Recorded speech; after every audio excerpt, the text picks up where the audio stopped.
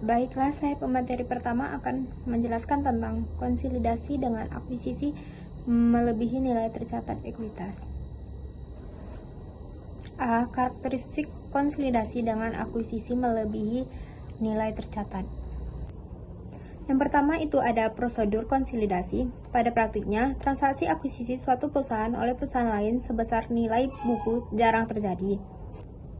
Perusahaan pengakuisisi biasanya melakukan uji kelayakan atas bisnis yang akan diakuisisi. Jadi, pihak pengakuisisi atau investor itu sebelum mengakuisisi melakukan uji kelayakan terlebih dahulu atas bisnis yang akan diakuisisinya. Nilai buku di sini adalah nilai bersih aset bisnis. Perusahaan pengakuisisi biasanya melakukan uji kelayakan atas bisnis yang akan diakuisisinya. Nah, hasil uji kelayakan tersebut akan menunjukkan apakah bisnis yang akan diakuisisinya itu memiliki nilai tinggi atau lebih rendah dari nilai bukunya. Proses pembuatan laporan keuangan konsolidasi atas akuisisi nilai buku tidak memiliki perbedaan signifikan atas perbandingan akuisisi pada nilai buku. Sebagai contoh, tanggal 1 Januari 2020, PT Nusantara mengeluarkan investasi senilai 1.500.000.000 rupiah untuk keseluruhan kepemilikan PT Andalas. Jadi, kita mencatat jurnal saham PT Andalas. Nah, kita mencatat jurnal pembelian saham PT Andalas itu pada tanggal 1 Januari 2020, kan investasi pada PT Andalas itu senilai 1.500.000.000 rupiah. Kita catat di sebelah debit, dan kasnya kan otomatis kasnya berkurang, itu kita catat di sebelah kredit itu sebesar 1.500.000.000 rupiah. Nah, transaksi akuisisi PT Andalas juga menggunakan skema perhitungan yang seperti pembahasan sebelumnya, itu halaman 64 di buku akuntansi keuangan lanjutan 1 edisi 2. Itu nilai investasinya kan sebesar 1.500.000.000 rupiah. Terus nilai bukunya itu saham biasanya senilai 800 juta rupiah dan saldo labanya 400 juta rupiah. Jadi total nilai bukunya itu kan 800 juta ditambah 400 juta itu 1.200.000.000 rupiah. Terus selisih diferensialnya itu antara nilai buku investasi dan nilai buku itu 300 juta rupiah. 300 juta rupiah itu dari 1.500.000.000 rupiah dikurangi dengan 1.200.000.000 rupiah. Jadi selisih diferensialnya 300 juta rupiah.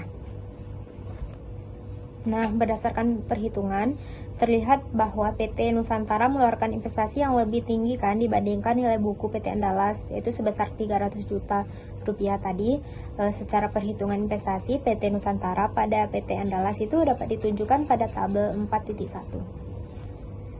Nah, jadi perhitungan kepemilikan PT Nusantara atas PT Andalas itu saldo awalnya kan total investasinya sebesar 1.200.000.000, terus saham biasanya kan 800 juta ditambah saldo labanya 400 juta, jadi 800 juta ditambah 400 juta, jadi totalnya 1.200.000.000. Sehingga jurnal eliminasinya saham biasa PT Andalas itu senilai 800 juta rupiah, saldo labanya kan senilai 400 juta rupiah. Jadi dapat dilihat bahwa jurnal eliminasi menghapus seluruh saldo ekuitas milik entitas anak. Dalam kasus ini adalah saham biasa dan saldo laba sebesar nilai tercatatnya, sedangkan kelebihan nilai investasi terhadap nilai buku asetnya itu entitas anak merupakan diferensial yang akan dialokasikan ke goodwill, ke aset atau liabilitas yang nilai wajarnya berbeda dengan nilai buku. Yang kedua ada diferensial. Berdasarkan PSAK 22 revisi 2010, diferensial harus dialokasikan pada aset identifikasi yang diperoleh atau liabilitas yang diambil alih yang dianggap menyebabkan nilai wajar dari entitas anak yang dikonsolidasikan melebihi nilai bukunya atau dialokasikan sebagai goodwill. Ketika sebuah perusahaan mengakuisisi perusahaan lain atau anak perusahaan, maka akan ada selisih antara nilai wajar dari aset dan liabilitas yang diakuisisi dengan nilai buku yang tercatat dalam perusahaan dalam neraca perusahaan yang diakuisisi. Selisih inilah yang disebut dengan diferensial. Kemudian ada B, aset teridentifikasi dan liabilitas diambil alih. Menurut PSAK 22, aset teridentifikasi yang diperoleh dan liabilitas yang diambil alih seharusnya memenuhi definisi aset dan liabilitas menurut kerangka dasar penyusunan penyajian laporan keuangan pada tanggal akuisisi serta merupakan bagian yang diperlukan dalam proses akuisisi. Menurut PSAK 22 juga menyatakan bahwa kemungkinan untuk memunculkan aset atau liabilitas yang baru sebelumnya tidak diakui oleh pihak yang diakuisisi. Nah, maksud aset teridentifikasi dan liabilitas diambil alih di sini biasanya merujuk pada proses akuisisi perusahaan atau transaksi bisnis lainnya, di mana perusahaan yang diakuisisi menyerahkan aset-aset spesifik, aset teridentifikasi dan kewajibannya atau liabilitas yang diambil alih oleh pihak yang mengakuisisi. Ini termasuk pengakuan terhadap aset dan liabilitas yang sudah diketahui dan dapat diidentifikasi dalam neraca. Pengklasifikasian dan penentuan aset teridentifikasi dan liabilitas yang diambil alih perlu didasarkan pada hal seperti yang pertama itu persyaratan kontraktual. Persyaratan kontraktual di sini persyaratan yang disepakati oleh para pihak yang terlibat dalam suatu perjanjian atau kontrak. Yang kedua ada kondisi ekonomi. Kondisi ekonomi yaitu bagaimana aktivitas ekonomi suatu perusahaan. Yang ketiga ada kebijakan operasional dan akuntansinya. Kebijakan operasional dan peraturan akuntansi di sini mencakup prosedur dan standar yang diterapkan untuk menjalankan kegiatan usaha dalam perusahaan tersebut. Yang keempat adalah kondisi terkait yang ada pada tanggal terjadinya akuisisi. Selanjutnya ada goodwill. PSAK 22 mengidentifikasi goodwill sebagai selisih antara nilai agregat dari pertama imbalan yang dialihkan, 2 jumlah kepentingan non pengendalian, ketiga nilai wajar kepentingan ekuitas sebelumnya diakuisisi jika kombinasi bisnis dilakukan bertahap, dan nilai wajar dari aset teridentifikasi yang diperoleh dan liabilitas yang diambil alih. Materi selanjutnya akan dilanjutkan oleh pemateri kedua. Baiklah, selanjutnya yaitu 2, pembelian dengan diskonto. PSAK 22 mengidentifikasi bahwa investor atau pengakuisisi harus mengakui keuntungan yang dihasilkan dari pembeli dengan diskon ini melalui laba atau rugi pada tanggal akuisisi. Namun sebelum mengakui keuntungan tersebut, perlu dipastikan apakah investor telah mengidentifikasi secara tepat dan menyeluruh aset yang diperoleh maupun liabilitas yang diambil alih dari pihak yang diakuisisi. Sebagai contoh, teman-teman bisa melihat di halaman 103, yaitu PT Nusantara membeli PT Andalas seharga 1 miliar. Diketahui bahwa nilai wajar dari persediaan dan tanah adalah 50 juta dan 150 juta lebih tinggi dibandingkan nilai bukunya. Maka nilai wajar dari aset bersih adalah 1 miliar 400 juta. Maka terdapat selisih sebesar 400 juta antara nilai wajar aset bersih PT Andalas dengan konsiderasi nilai wajar yang diserahkan oleh PT Nusantara.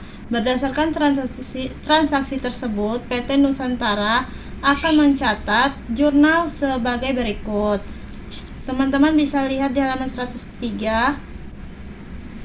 1 Januari 2020, investasi pada PT Andalas sebesar 1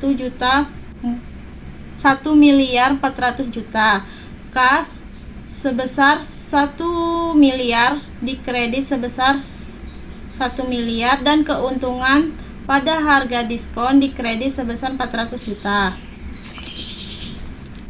Kemudian jurnal eliminasi saat melakukan konsolidasi, yaitu saham biasa didebit sebesar 800 juta dan saldo laba sebesar 400 juta di debit. Kemudian investasi pada PT Andalas dikredit sebesar 1.200.000.000 juta. Berikutnya yaitu adalah jurnal eliminasi saat mengalokasikan diferensial. Yang pertama itu persediaan di debit sebesar 50 juta, kemudian tanah di debit sebesar 150 juta, kemudian investasi pada PT Andalas dikredit sebesar 200.000. Selanjutnya yaitu C. Ilustrasi akuisisi dengan kepemilikan penuh. Yang pertama yaitu konsolidasi sesaat setelah diakuisisi. Sebagai contohnya itu bisa dilihat di halaman 104 yang pada kasus akuisisi PT Andalas oleh PT Nusantara dengan modifikasi informasi sebagai berikut. PT Nusantara membeli seluruh saham PT Andalas seharga 1.500.000 juta. Pada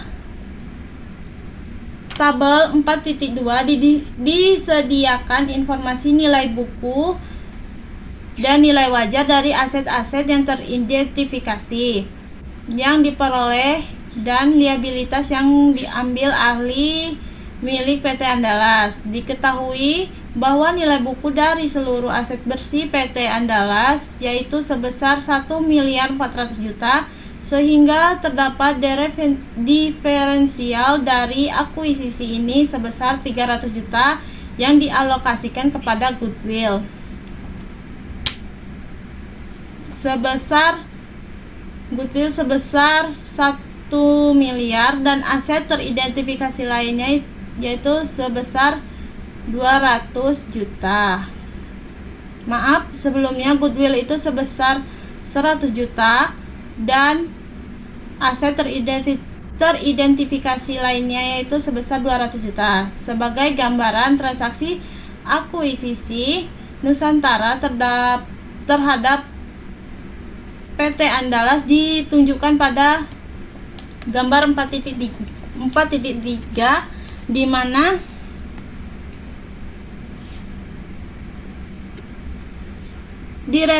diferensialnya sebesar 300 juta, konsiderasi nilai wajarnya sebesar 1.500.000 juta, nilai wajar aset neto sebesar 1.400.000 juta, kemudian nilai buku aset neto sebesar 1.200.000 juta. Kemudian goodwill itu didapat dari konsiderasi nilai wajar dikurangi dengan nilai wajar aset neto, yaitu maka dapatlah goodwill sebesar 100 juta. Kemudian untuk kelebihan nilai wajar terhadap nilai buku aset teridentifikasi sebesar 200 juta. Nah, tabel 4.2 menunjukkan bahwa tidak terdapat perbedaan signifikan antara konsolidasi yang dilakukan atas akuisisi pada nilai tercatat dengan akuisisi di atas nilai tercatat untuk seluruh kepemilikan anak perusahaan, kecuali pada konsolidasi akuisisi di atas nilai tercatat membutuhkan yang tambahan jurnal eliminasi yaitu jurnal 7E. Bisa teman-teman lihat di jurnal 7E itu di halaman 106. Kemudian untuk mengalokasikan diferensial kepada aset teridentifikasi dan liabilitas yang diambil ahli. Sementara itu contoh laporan posisi keuangan konsolidasian PT Nusantara dan anak perusahaan sesaat setelah transaksi akuisisi dapat dilihat pada gambar 4.4 yaitu di halaman 107. Gambar 4.2 menunjukkan bahwa pada total aset, jumlah aset konsolidasian tidak mengalami perubahan dibandingkan jumlah aset konsolidasian ketika akuisisi dilakukan pada nilai tercatat. Laporan posisi keuangan pada gambar 4.4 menunjukkan bahwa PT Nusantara dan perusahaan kali ini memiliki persediaan dan tanah yang lebih tinggi, serta bangunan dan peralatan yang lebih rendah akibat perubahan nilai wajar aset-aset tersebut. Selain itu, muncul akun lain yaitu seperti goodwill untuk mencatat pengakuan kelebihan biaya investasi atas nilai wajar. Aset bersih yang dikeluarkan perusahaan induk atau PT Nusantara saat mengakui anak perusahaan yaitu PT Andalas. Kemudian yaitu 2. Konsolidasian pada periode akuisisi. Nah, bisa teman lihat di halaman 107. Sebagai contoh, tabel 4.5 menyediakan informasi neraca saldo untuk kedua perusahaan per akhir tahun 2020. Bila dibandingkan dengan akuisisi pada nilai tercatat, perbedaan dalam kasus ini adalah investasi awal yang lebih tinggi.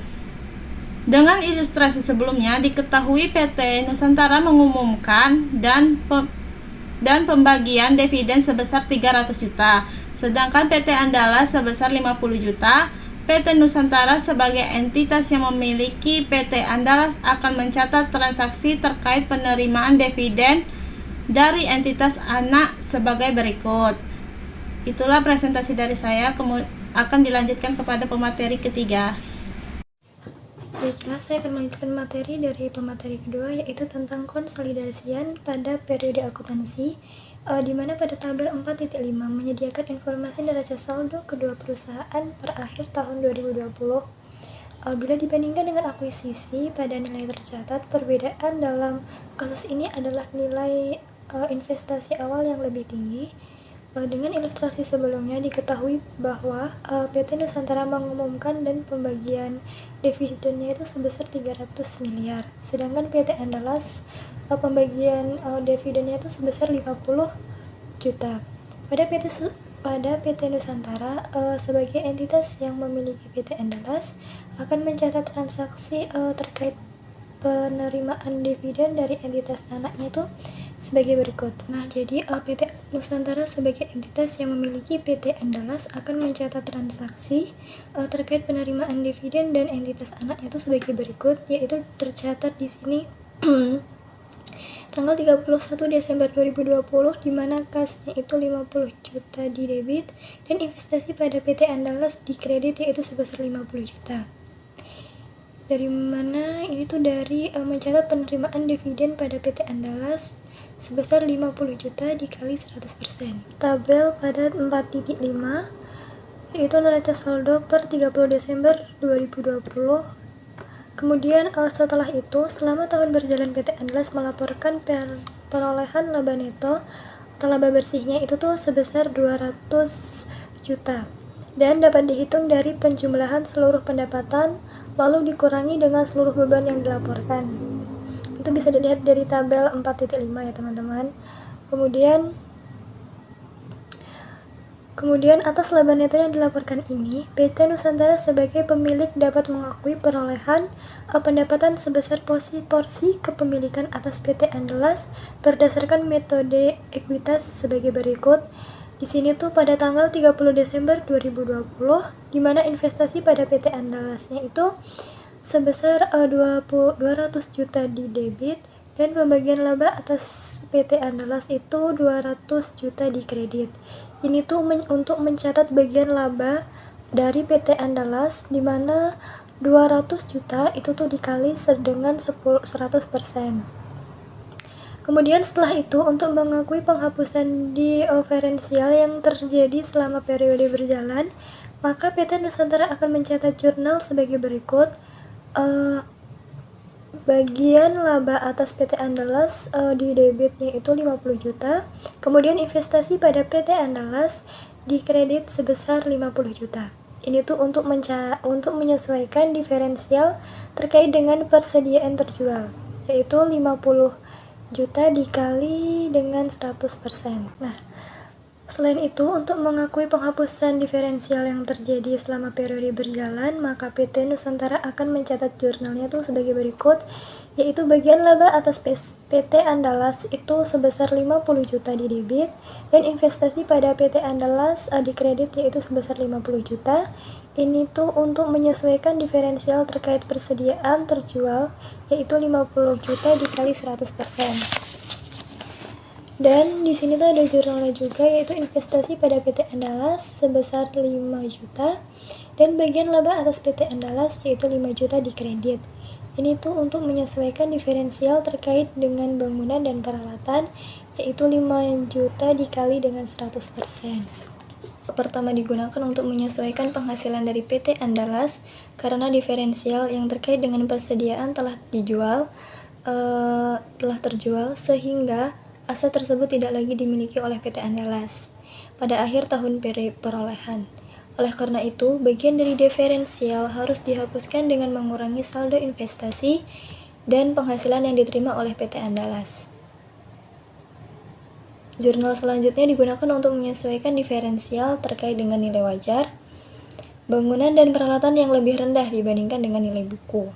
Diferensialnya itu sebesar 60 juta dan akan dialokasikan kepada sisa masa manfaat aset yakni 12 tahun. Maka setiap tahunnya diferensial akan diamortisasi sebesar 5 juta. Itu dari 60 juta itu dibagi 12. Kemudian hal ini dilakukan untuk memenuhi prinsip matching cost yang mensyaratkan untuk mencocokkan biaya terhadap penghasilan yang diakui. Jadi itu diferensialnya itu dari sebesar 60 juta itu dibagi 12 itu kan dapatnya 5 juta. Ini tuh digunakan untuk mencocokkan biaya terhadap penghasilan yang diakui. Setelah itu tuh dilakukan lagi yaitu jurnal eliminasi. Yang perlu dibuat adalah jurnal yang digunakan untuk menghapus kepemilikan PT Nusantara atas PT Andalas. Ekuitas yaitu aset neto di mana PT Andalas pada awal periode konsolidasi serta bagian laba dan dividen PT Nusantara dan kepentingan non-pengendalian. Berikut adalah perhitungan dari nilai aset neto PT Andalas dan bagian PT Nusantara serta kepentingan non-pengendalian atas aset neto tersebut. Bisa teman-teman lihat yaitu di tabel 4.6 yaitu tentang perhitungan jurnal eliminasi.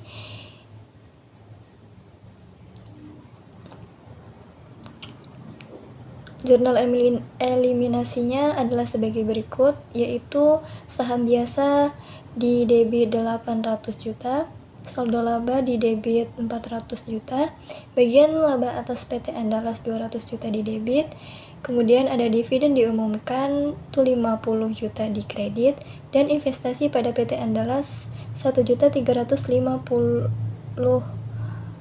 rupiah di kredit.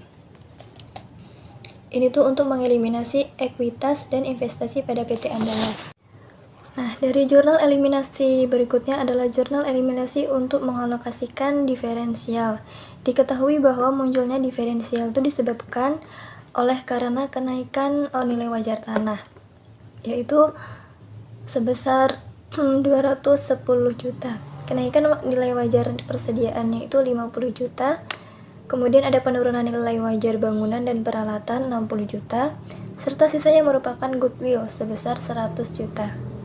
Berikut adalah schedule perhitungan saldo diferensial 2020. Nah, pada tabel di sini itu jurnal eliminasi yang harus dibuat untuk mengalokasikan dan mengamortisasi diferensial adalah sebagai berikut, di mana beban pokok penjualan itu di debit 50 juta, beban penyusutan di kredit 5 juta, bagian laba atas PT Andalas itu di kredit 45 juta. Ini tuh untuk mengamortisasi diferensialnya.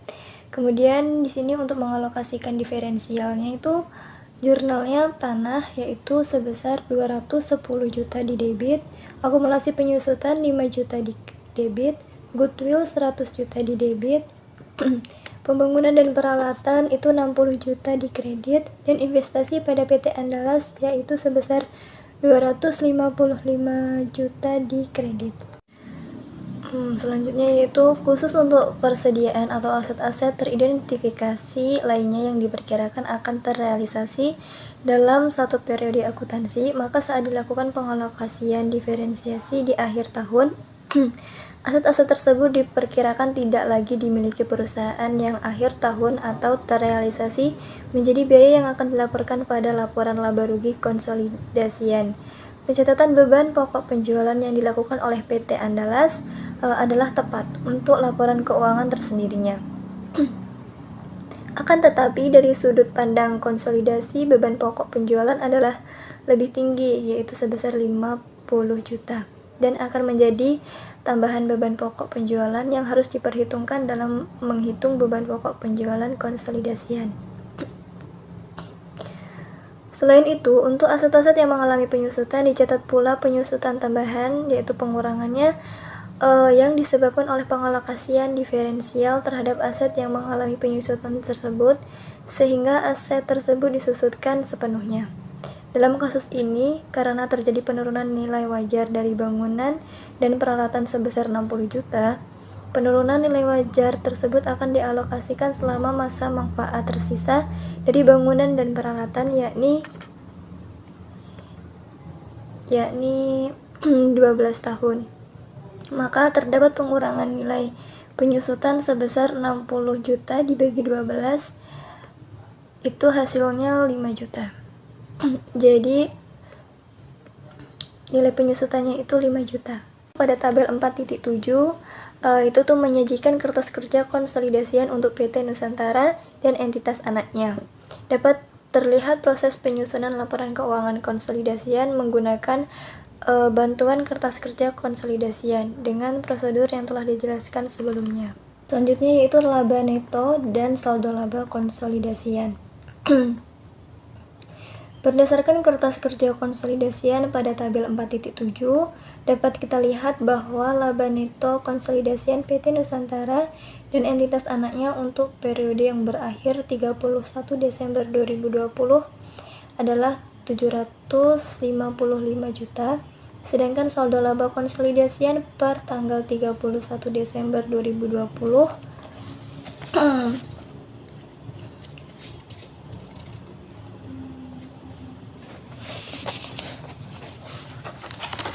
adalah 1.955 juta. Sedangkan perhitungan saldo laba konsolidasian PT Nusantara dan entitas anak pada 31 Desember 2020 adalah pada saldo laba PT Nusantara 1 Januari 2020 itu sebesar 1.500 juta. Kemudian laba neto terpisah PT Nusantara yaitu 600 juta, laba neto PT Andalas yaitu 200 juta, amortisasi diferensial terkait dengan persediaan terjual 2020 yaitu 50 juta, kemudian amortisasi diferensial terkait dengan bangunan dan peralatan di tahun 2020 itu ada 5 juta. Dividen diumumkan oleh PT Nusantara di Indonesia di tahun 2020 yaitu 300 juta. Jadi saldo laba konsolidasian 31 Desember 2020 itu sebesar 1.955 juta. Nah, selanjutnya itu ada laporan posisi keuangan konsolidasian. Pada gambar 4.5 tampak laporan posisi keuangan konsolidasian dimiliki oleh PT Nusantara dan entitas anaknya. Selanjutnya yaitu konsolidasi pada periode setelah akuisisi. Pada periode setelah terjadinya akuisisi, beberapa hal yang harus diperhatikan ketika menyiapkan laporan keuangan konsolidasian, yaitu untuk entitas anak yang diakuisisi tidak pada nilai tercatatnya, karena pada pengakuisisian yang tidak dilakukan pada nilai tercatat menimbulkan diferensial yang perlu dialokasikan terhadap aset diperoleh atau liabilitas diambil alih, atau bahkan goodwill. Maka entitas induk perlu memastikan bahwa diferensial tersebut telah diukur secara tepat. PSAK 22 mensyaratkan entitas untuk mengukur dan mencatat aset yang diperoleh maupun liabilitas yang diambil alih telah sesuai standar terkait dengan akun-akun tersebut. Misalnya, diferensial dialokasikan terhadap aset tetap yang diukur menggunakan metode biaya historis. Maka perusahaan perlu memastikan apakah penyusutan yang dicatat telah sesuai dengan kebutuhan tambahan.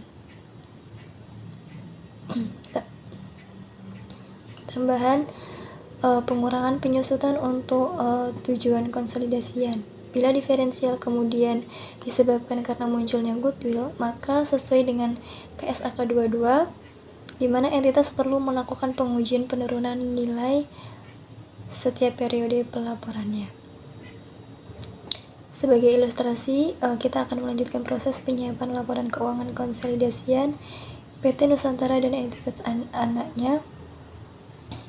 Pada tabel 4.8 menunjukkan neraca saldo PT Nusantara dan PT Andalas per 31 Desember 2021 atau 2 tahun setelah terjadinya akuisisi. Nah, berdasarkan tabel 4.8 tadi dapat disajikan dalam neraca saldo, yaitu PT Nusantara melaporkan laba neto sebesar 1 miliar serta membagikan dividen sebesar 400 juta. Sedangkan PT Andalas melaporkan laba neto sebesar 250 juta dan membagikan dividen sebesar 100 juta. Setelah itu diketahui informasi bahwa PT Nusantara telah melakukan uji penurunan nilai terhadap goodwill dan diperoleh hasil bahwa nilai goodwill harus diturunkan sebesar 25 juta. Nah, pada tabel 4.9 itu menunjukkan perhitungan kepemilikan atas PT Andalas per 31 Desember 2021.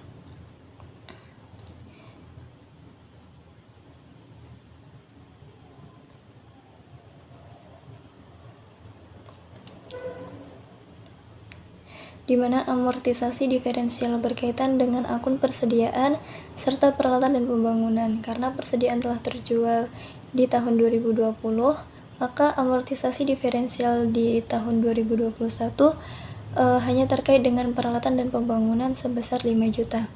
Setelah itu, jurnal eliminasi juga dibuat untuk mengakui penurunan nilai goodwill-nya sebesar 25 juta.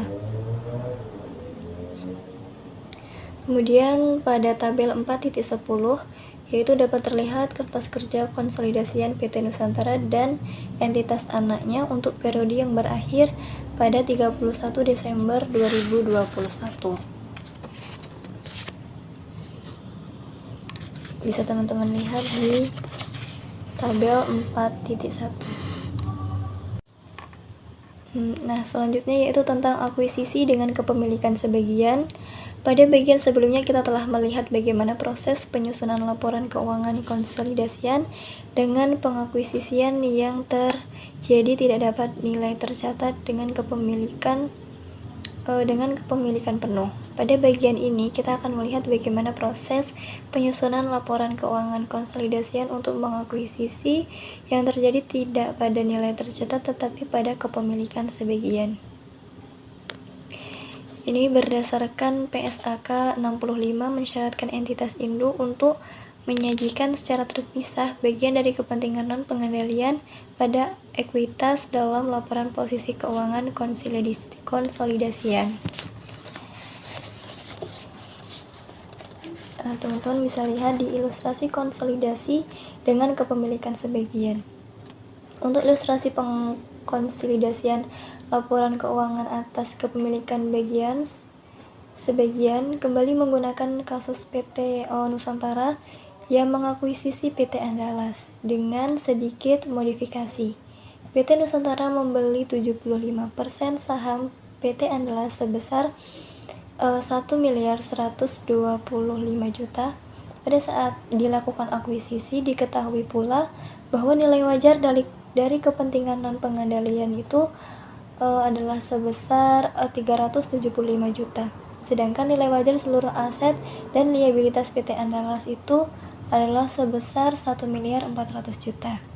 Nilai buku dari seluruh ekuitas PT Andalas adalah sebesar 1.200.000.000, sehingga terdapat diferensial dari akuisisi ini sebesar 300 juta yang dialokasikan pada goodwill sebesar 100 juta dan aset teridentifikasi lainnya sebesar 200 juta.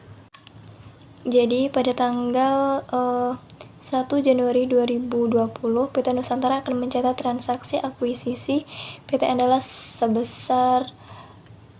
sebagai berikut, di mana investasi pada PT Andalas yaitu 1.125 juta di debit dan kasnya itu 1.125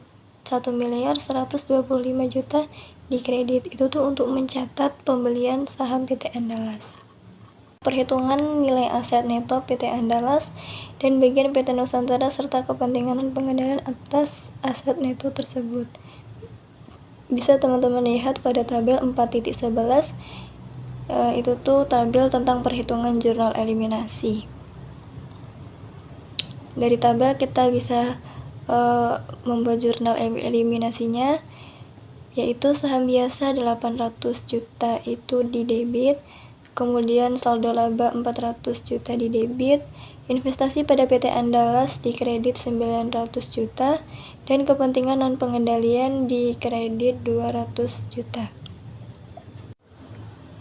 Kemudian pada gambar 4.6 itu adalah laporan posisi keuangan konsolidasian PT Nusantara dan entitas anak, yaitu kepemilikan sebagian. Selanjutnya yaitu konsolidasi pada periode akuntansi, melanjutkan ilustrasi akuisisi yang dilakukan oleh PT Nusantara terhadap PT Andalas. Tabel 4.12 itu menyediakan informasi neraca saldo kedua perusahaan per 31 Desember 2020. Dengan informasi yang sama diketahui bahwa selama tahun berjalan, PT Nusantara mengumumkan dan membagikan dividen sebesar 300 juta, sedangkan PT Andalas mengumumkan dan membagikan dividen itu sebesar 50 juta. PT Nusantara sebagai perusahaan yang memiliki PT Andalas akan mencatat transaksi terkait penerimaan dividen dan anak perusahaan sebagai berikut. Yaitu di sini kasnya itu 37.500.000 di debit, kemudian investasi pada PT Andalas itu 37.500.000 di kredit. Ini untuk mencatat penerimaan dividen dari PT Andalas yaitu sebesar 50 juta dikali dengan 75%. Selain itu, untuk mengakui penghapusan diferensial yang terjadi selama periode berjalan, maka PT Nusantara itu akan mencatat jurnal sebagai berikut, yaitu bagian laba atas PT Andalas yaitu 37.500.000 di debit dan investasi pada PT Andalas itu 37.500.000 di kredit. Itu untuk menyesuaikan diferensial terkait dengan persediaan terjual, yaitu dari 50 juta dikali dengan 75%. Pada tabel 4.13 ditunjukkan perhitungan pengalokasian kepemilikan atas PT Andalas. Dari tabel tersebut dapat dilihat bahwa kepemilikan PT Andalas sebagian itu 75% dikuasai oleh PT Nusantara sebagai perusahaan pengendali. Kepemilikan PT Nusantara atas PT Andalas berwujud mode saham. Nah, berikut yaitu jurnal eliminasi dasar yang harus dibuat untuk mengeliminasi ekuitas dari PT Andalas, yaitu saham biasa 800 juta di debit, saldo laba 400 juta di debit, bagian laba atas PT Andalas 150 juta di debit, bagian laba kepentingan non pengendali 50 juta di debit, dividen diumumkan itu ada 50 juta di kredit, kemudian investasi pada PT Andalas itu 1.012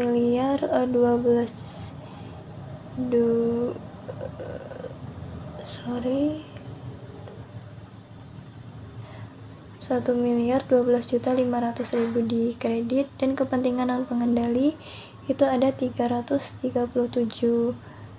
juta 500 di kredit. Ini tuh untuk mengeliminasi ekuitas pada investasi PT Andalas.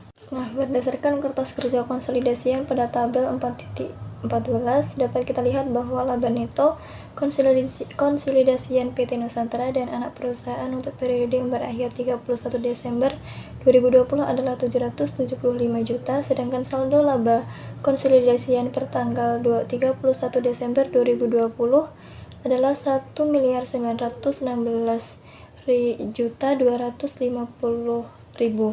Adapun perhitungan laba neto konsolidasian untuk PT Nusantaranya itu sebagai berikut.